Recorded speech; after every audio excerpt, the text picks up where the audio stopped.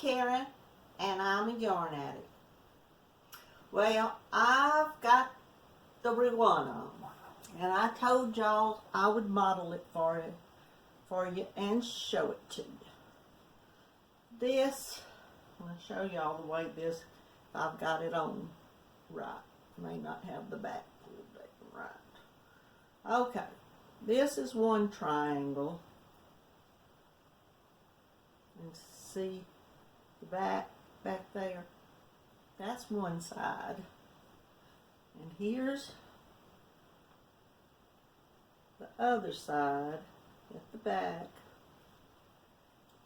And I'm trying to get in this camera. I don't know if y'all can see all this, but this is it. And I hope the back is looking, I feel like I don't have it on completely straight, but this is it. See? And I just love these. I've worn these for years off and on. Not the crocheted ones all the time. I'm moving y'all over here closer so we can talk. There. So I have this finished, but I'm going to take it off because it gets a little warm. I've already recorded this video once and it cut off 2 or 3 times, and I was able to splice the videos back together, but it got my sound completely off. My mouth was moving and the sound was back, you know, too far behind it, and I thought, that looks terrible. I'm not gonna. I had it posted on private, but I said, I'm not publishing that for everybody to see. But I am going to tell y'all what I told you. I'm going to get my facts straight here. I'm going to tell y'all what I told y'all about. I told y'all little tidbits. I don't want to call them tidbits of information, but my trivia information and factual things about crocheting. I did want to, let me get my glasses up. Can't see y'all now in the thing. But I did want to tell you about, I had told y'all before about how the Irish crocheted lace had got very popular when the potato famine was going on, and that was back in Ireland during the potato famine, and women started crocheting the lace as a way to supplement the incomes. Well, during or right after this time, Queen Victoria of England had purchased some Irish crocheted lace, and she started crocheting herself. So then she had all of the people that could crochet, or encouraged everybody that could learn to crochet, and to crochet hats and scarves and gloves and all to send to the soldiers that during the war that was going on during that period. So I thought that was really interesting. That was some of the, I read a little paper of interesting facts of crochet that you might not know. And then I'm going to give you 2 world records here if they haven't been broken in the last however long since I read that post. The world's longest crochet chain is 80.78 miles long. I said 80.78, which is almost 81 miles long for a crochet chain. A chain that this woman, I cannot pronounce her name. She's in France. Her first name is Anne. And it took her a little over 5 months. She started in June 15th of 2008. And she crocheted until November the 26th of 2008. And they measured it, and it's almost 81 miles long. I thought that was very interesting because now, sitting here crocheting, how did she keep a crochet chain that was almost 81 miles long in her house. I can't imagine that. I don't know what kind of crochet thread she was, yarn she was using either. Find out a little more information, I guess. Oh yeah, I had told y'all about, we were talking about wool the last time I had a little information segment on my video. And I was talking about the scales on wool, and I thought, and I shared with y'all that I didn't have any idea what in the world wool scales were, so I went back and read about it. And it's the thing, on a shaft of a hair you'll see under a microscope that's got the little, looks like the little cuticle parts that they say that makes up like a hair or fiber.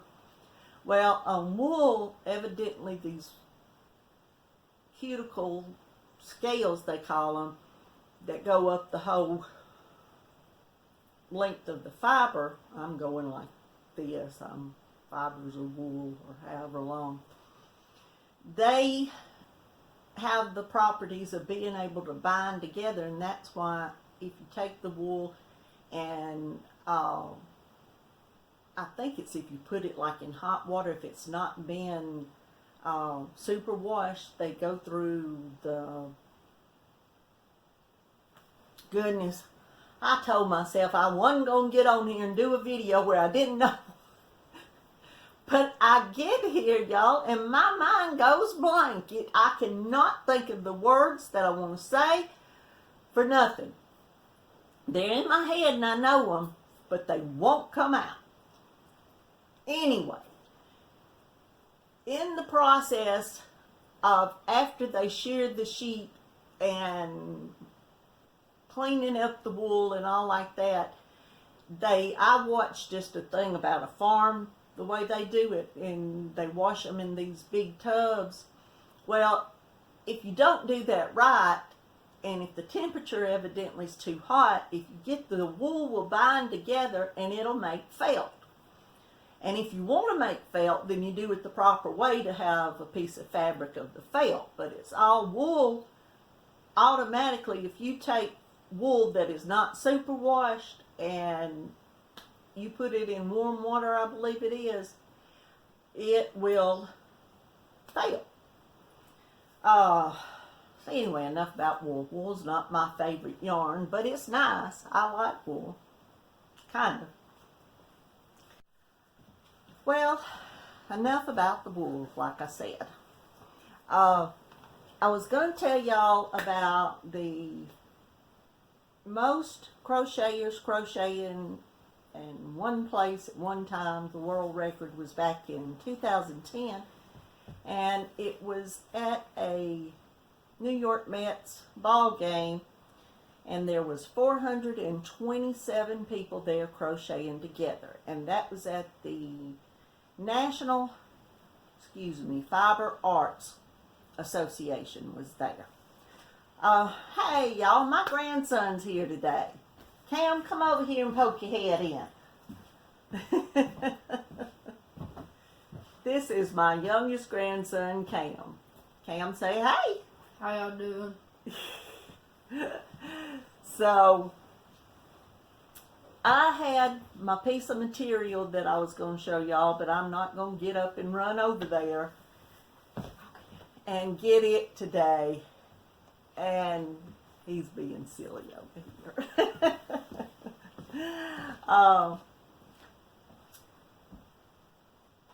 Cam, you can get that for me. Underneath those pillows right there, it's a sack that's got material in it.